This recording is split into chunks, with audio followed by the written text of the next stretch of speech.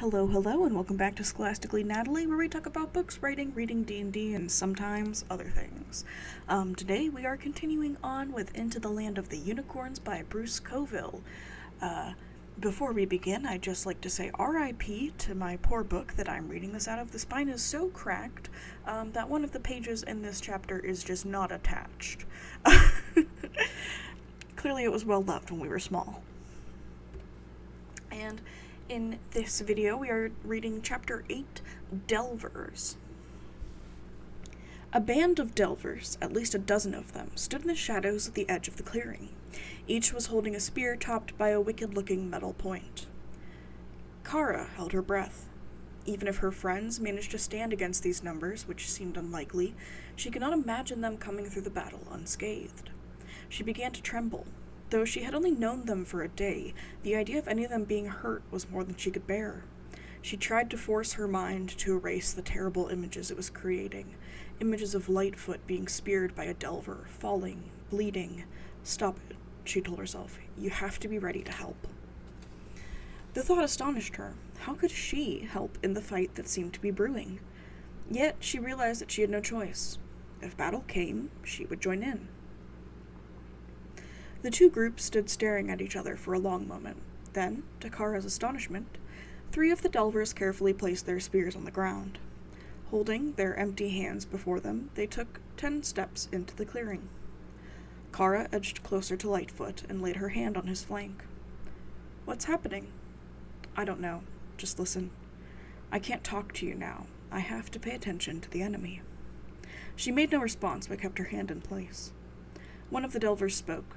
His voice was harsh, and the words Kara heard held no meaning at all, but through Lightfoot she understood the delver to be asking if they could talk, rather than fight. Lightfoot dipped his horn in response to the delver's request.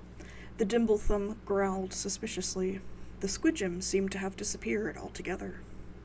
Kara wondered how the unicorn would communicate with the delvers. Would he have to pierce their hearts as he had their own? To her surprise, he was able to approximate their language with sounds made deep in his throat. What business do the children of the earth have with Lightfoot, son of Dancing Heart, son of Arabella Skydancer? She blinked in surprise. Was Lightfoot the queen's grandson? "My name is Nedsick," replied the Delver spokesman, his huge eyes shifting from side to side as if he was expecting trouble at any moment. "I come to you on business that is shameful, but necessary." The other delvers muttered nervously. "Go on," said Lightfoot. "Though there is no love lost between unicorn and delver, we live in the same world." "Through treachery," growled the Dimblethumb. Lightfoot shot him a warning glance. The Dimblethumb fell silent, though Kara could see it was an effort for him. Lightfoot turned back to the delver. "Go on," he said again. Nedzik hesitated. He looked as if he was considering dropping the matter, or simply fighting instead. The others shifted uneasily. Finally, he spoke again. "Though we live in the same world, many of my people hate the unicorns so violently that they would do anything to strike at them. They would do this even if such a blow might bring great damage, even destruction, to all of Luster." He paused, looking behind him to the others, then continued. "That is the way things stand now. That is why we have come to speak to you, though doing so means we are betraying our king." He was blinking rapidly, and Kara realized that the sunlight hurt his enormous eyes. "What does the Delver King plan?" asked Lightfoot. Though it was not in his words, Kara could sense the confusion and fear that the Delver's message had created in him. Nedzik took a step back, and the other 2 weaponless delvers gathered around him. After a moment of whispering, he stepped forward again. "The king wishes to open a door to the world of men, so that they can enter Luster and hunt the unicorns." The shock that ran through Lightfoot caused Kara to momentarily lift her hand from his flank. When she put it back, the delver was still speaking. A thought long in his mind, but until now he did not have a way to implement it. That changed when Gamzil came upon the human child that stands next to you and tore from her the amulet she was wearing. The Dimblethumb growled at the memory, causing the Delver spokesman to flinch. Gamzil is a fool, and did not recognize the amulet for what it is. He tried to steal it only because it is a pretty bauble. Not long after, he came crying back to our caves without it. A man came to us, a human, who had just crossed here from Earth. Kara caught her breath. The Delver was almost certainly speaking of the man who had chased her and her grandmother into St. Christopher's. How had he made it through? Did he have an amulet of his own, or had he somehow managed to jump through the opening she had created? A wave of guilt washed through her, and she was glad that Lightfoot could not read her thoughts unless she sent them to him. This man began to ask questions, continued Nedzik, and it was not long before King Nerflax, who is smarter than he is wise, may the rocks not crush my feet, realized what he was seeking. When he also realized that Gamzil had this very amulet in his hands, and then lost it, his rage was mighty indeed. Nedzik shook his enormous head. Alas, poor Gamzil. Even a fool does not deserve such a fate. Anyway, the king has sent out many groups in search of the child and the amulet. It was only luck that let us find you first. The Dimplethum's growl grew deeper. The Delvers looked profoundly embarrassed. What the king plans to do with the amulet has not been made widely known, continued the Delver. Those among us who do know his intentions are disturbed, but for the most part willing to go along. My cousins and I think this is madness. We believe that flinging open the doors will mean death and destruction for all of us. Make no mistake, what we do now is treason. Should the king discover us, should word of this reach his ears, it will mean our lives. But so, we believe, will the success of his plan. He seeks the child and the amulet. You must flee. Flee with all speed. Flee with one eye before you and one eye watching behind. If you let the amulet fall into the hands of my people, the madness of our king will bring doom to us all. He began to back away from them. Wait, said Lightfoot. Nedzik took another step back, then paused. We must go. Every moment we talk with you, rather than fight you, we risk our lives. You have our gratitude, said Lightfoot, bowing his head. He hesitated, then said, Will you travel with us? Should we meet others of your kind, the battle may go against us. If you truly believe your king's plan will cause such disaster, help us avert it. That we cannot do, said Nedzik, and Kara could sense a note of regret in his words. We have done more than we should, as it is. He paused and then added, We can do this much more. We will point the chase in another direction. That should give you some time. Use it wisely. With that, the creatures faded into the forest so swiftly and completely it was as if they had never been there at all. The Squidgem came racing down a tree. Nasty, fooey, strange Hacha, no good trust him? He chattered, his lush gray tail twitching violently. Lightfoot shook himself, a shudder that ran from his shoulders through his flank, and muttered, This is enough to make me wish my uncle were here. What do you think we should do? Growled the Dimplethumb.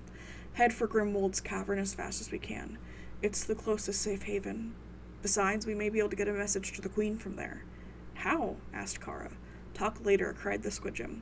Now, shake butts, move feet, Hacha, get going. The Squidgem is right, said Lightfoot. The sooner we're away from this place, the better. And we have at least a 7-day journey ahead of us. Not necessarily, said the Dimplethumb. There is a shorter way. Lightfoot snorted. Shorter, certainly, unless she catches us. In that case, we will never get there at all. She? Asked Kara nervously. Firethroat, squeaked the Squidgem. He began to run in circles around Lightfoot's hooves, crying, Run, hide, cover butts, not safe, Hacha. Lightfoot sighed. Of Lester's 7 dragons, Firethroat is the oldest and wisest. She is also the one least to be trifled with. She guards her territory well, does not take trespass lightly, and has no use for fools. A fact my uncle says would make it particularly dangerous for me to come in contact with her. The choice is simple, said the Dimplethumb, backing up to a tree and rubbing his shoulders against it.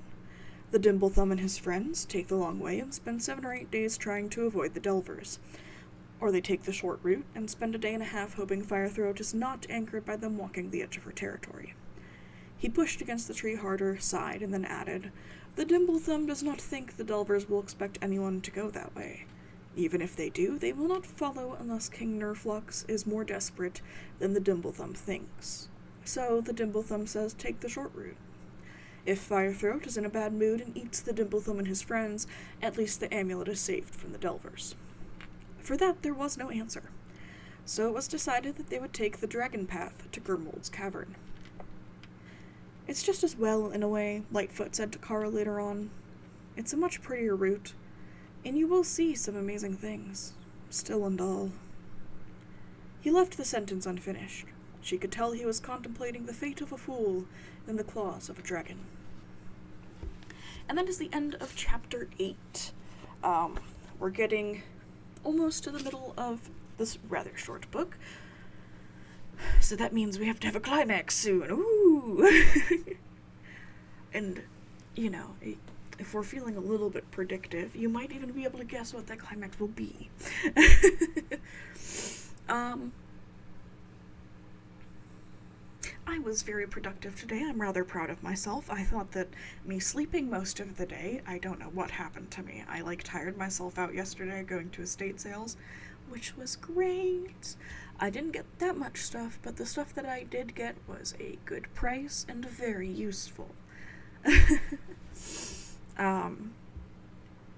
so then I woke up this morning, I played some Pokemon, I fell back asleep, I woke up and played even more Pokemon, and then after that I've been kind of productive, which is just a wild concept to me. In fact, I just finished making food for the rest of the week, which is something I've been meaning to do, haven't gotten up the energy to do, so I'm pleased that I've finally accomplished it. I'm only mostly a disaster, I swear. Anyways, let me know how you're feeling about the book, if you'd like to see more of the book, if you have any requests for different books, pieces, or even just different types of videos. If you want to send me your own writing, I would be thrilled to read it and edit it, and if you are okay with me doing it on the channel, I'd also be honored to do so. If you don't want me to do it on the channel, I'd still love to read your stuff and edit it. I say this knowing full well that one of my friends is waiting for me to read her stuff. I'm sorry, I promise I will do that, eventually.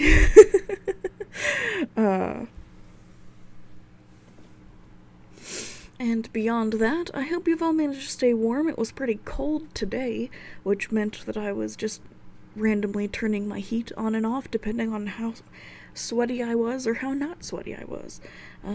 Always a little bit awkward. And so, I hope the fan running in the background didn't distract you too much during this video, and I hope you will be at least somewhat productive this week. And with that, I'll see you all in the next one. Scholastically Natalie is